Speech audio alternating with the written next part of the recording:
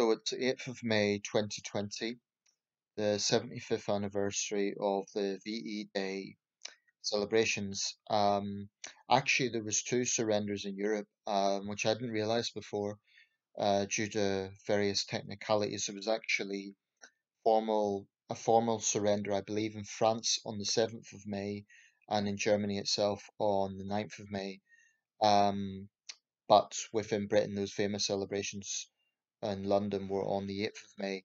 Anyway, there's a lot of things I can say about that, but with this video, I want to talk a bit more about today's ongoing crisis, which will be remembered for generations to come as well. Of course, I'm referring to coronavirus. Um, as a result of that, of course, any large-scale events that would have been otherwise taking place to commemorate the 75th anniversary can't happen. I know that there's a number of special programs being broadcast today. Um, I put my Union Jack flying from a window. I don't do that often, but this is quite a poignant occasion. Um, and I know other people are doing similar things. Um, so coronavirus, we've had over 30,000 deaths now of all causes. Um, some think tanks are suggesting the true toll could even be as high as 55,000, which is a huge figure, whatever way you look at it. And that incidentally does go well above any figures for seasonal flu in this country, just as a matter of comparison. I mean, a bad year for seasonal flu, I believe, was 2014-15. We had 28,000 seasonal flu deaths in that year. Um, we've had 32,000 at least COVID-19 deaths in about 2.5 months. So I really think from that point of view it does differ. We're also hearing a huge range of the victims from old people to apparently a 6-month-old baby has died and has been confirmed as Britain's youngest victim. So sobering. And around the world, many countries, the true figure is going to be much higher than they actually are. So Britain is only officially the second highest rate, but in reality, a lot of countries are likely going to be higher again.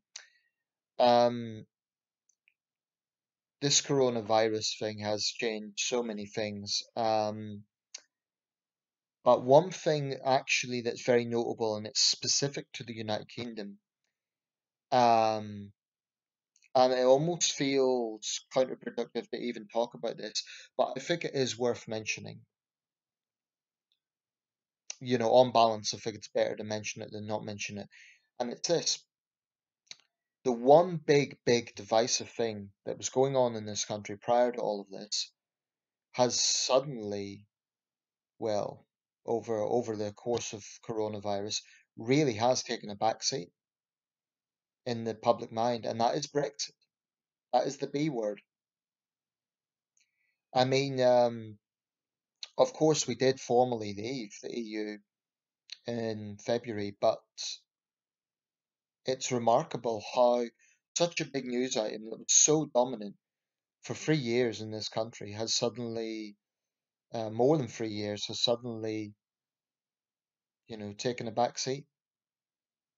Well, actually, almost 4 years if we think June 2016 to February 2020, almost 4 years. It's barely discussed anymore. But there are some people on both sides who insist on trying to still make this an issue. Let me tell you what, I've never hidden my stance with Brexit. I voted Remain, and I do have a lot of concerns about it. Um, and I dislike the arrogance of some Leave people who think that only they are allowed an opinion because their side won the referendum. I think that's an obnoxious point of view, and it's not one that I share. Um, and by the way, I would be saying it if the Remain side won, I wouldn't be saying, oh, the Leave people need to shut up and not have an opinion. Um, there is what I despise most about Brexit was just how divisive it was, how it tribalized people. Um, it put it put people into these brackets like if you voted Leave, then you were a Little Englander, and if you voted Remain, you were a you know unpatriotic Europhile. And both stereotypes are wrong, but there are still people who are just throwing their rubbish out there. I saw this idiot who just posted a little meme about Remainers whining. Well, actually, I haven't seen any Remainers making much of an issue of Brexit of late. They have been asking questions about around coronavirus, but they haven't been calling for us to go back into the Union. The vast majority of people who voted Remain have accepted that we're out of the EU now. The vast majority. So I question why certain leavers are insisting on these lazy generalizations against all Remain people. And I know it works both ways. I know there are some Remain people who still do it with the other side, but coronavirus, it's not a good thing. We can never say it's a good thing because each of those 32,000 plus people who have died, well, over 30,000, their lives, each of them have loved ones, they're individuals with lives. But it is quite remarkable, I think, how one big event can so surpass another. Um, and this isn't an exact comparison, but when the Great Fire of London occurred in 1666, it famously, in all likelihood, wiped out the plague by killing the rats that carried it, the Yersinia pestis virus of bubonic plague. So, in a sense, coronavirus has wiped out the Brexit divisions in some ways. So, paradoxically, that's a good thing because it was such a bitter thing. But there's still occasionally you see little reminders of it. I think the world's going to go into a massive recession, and what implications will Brexit have with that? I don't know. Only time will tell. I think so much with Brexit does depend on time. Um, I will say this though, I am quite resentful of those Leave people who just make these lazy generalizations. They just come out with these sweeping attacks on anyone who dares think differently than they do. And there is a very nationalistic, inward-looking mindset with that. Why? Because they think that anyone who has a different point of view from them is not patriotic, and that pisses me off, to put it bluntly. It's just a very narrow way of looking at things. Um, I suspect many people who vote Remain don't necessarily love the EU, and they're well aware of its flaws. I certainly am, but I love my country, and I deeply resent these small-minded Leave people, and I'm talking about the minority of them, but they're a vocal minority who have the arrogance to think that that they're patriotic because they hate the EU. They really, the point about the Second World War was it was caused by a number of reasons, but certainly one of them was ultranationalism, i.e., German nationalistic ambitions. Um, and we do need to learn the lessons of history. I won't deny I am concerned about the trajectory the world has been on over the last 5 years, 10 years. We've seen the rise of populist leaders around the world. Trump in the United States, Bolsonaro in Brazil, Modi in India. There's many other examples. Erdogan in Turkey. Um, and it is quite concerning because the world actually has the recipes now, as it did in the 1930s. We have populist nationalistic leaders around the world. We have the prospect of a massive economic recession. And actually, we have something that wasn't around in the 30s, which is a global pandemic as well. I think the closest pandemic to the 1930s would have been the 1918 pandemic, which was a decade before. I mean, sure, there would have been diseases around, but not, unless I'm mistaken, I don't think there was a global pandemic in the 1930s comparable to what's going on now or comparable to the 1918 influenza. Um, So in that sense, we're even adding something to this. So basically, we could be looking at an incredibly volatile 10 years ahead, and it's a little bit concerning because when you have mounting tensions between East and West, when you have rising nationalism, when you have people rejecting the globalization as they see it, both on the hard right and the hard left, um, I'm quite concerned about the trajectory the world is on.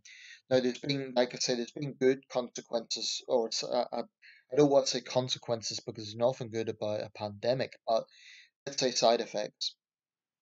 Certainly, the fact that in this country Brexit has taken a backseat is a good thing. That's eased the divisions that we had. Um, but I do think if there are issues related to Brexit in terms of the economy, that will reignite the debate, and it will have to, unfortunately. But other side effects we can look at, for example, certainly environmentally. I mean, there's no question about it. The world cities have got cleaner over the past 2 months. It's probably been a good time for wildlife. There's been some positive side effects, but I fear they are only temporary because countries are going to want to rebound their economies, and in the case of China and India, that's going to mean heavy industry. Um, so I do think the world is in a very, very volatile situation right now. The President of the United States is a very unstable figure, in my opinion. And when you don't have a stable figure basically running the free world, and there's no other way to look at it. I mean, the United States is the most powerful country, so you could look at Trudeau or Merkel or Macron or Johnson, but really, the President of the United States is the de facto leader of the free world. It's just that the current incumbent is so volatile himself. Um, de facto, because the United States is the most powerful free nation. And I say free nation in an obvious sense. It's open in a way that China is not. So I think everyone has a responsibility to be open-minded. In the case of British people, in the case of my compatriots, I say let's have Brexit now, a done thing. It's past. But certainly, if there is an economic recession and there are legitimate questions around Brexit, then that will have to be discussed. But I hope it isn't. But my caveat there is that this idea that some Leave people have that people can't have a different opinion to them is obnoxious in the extreme. That's got nothing to do with democracy because they're so keen on saying, oh, respect democracy, yet they don't actually respect different points of view, which is a fundamental point of democracy. Um, and I'm a little bit tired of these childish memes that they throw all over the internet. And I'm aware it isn't every Leave person, but there's a lot of them do it. They just throw out these stupid little memes that are just intended to goad people. They're just spreading manure. They're just trying to be divisive. So I have no respect for them. Um, so it's a bit rich to accuse Remain people of always going on about Brexit when they're the ones actually who keep stoking this up. They keep making these ridiculous, sweeping charges against Remain people. But anyway, that's my take. That's my observations about the world in 2020. It's um, it's volatile. In fact, I might even call this video "The World in 2020" because I know I've spoken about a lot of things here, and there's a lot more I can talk about, but I'll leave it there. Um, I might make another video particularly about VE Day, World War II, and implications for history.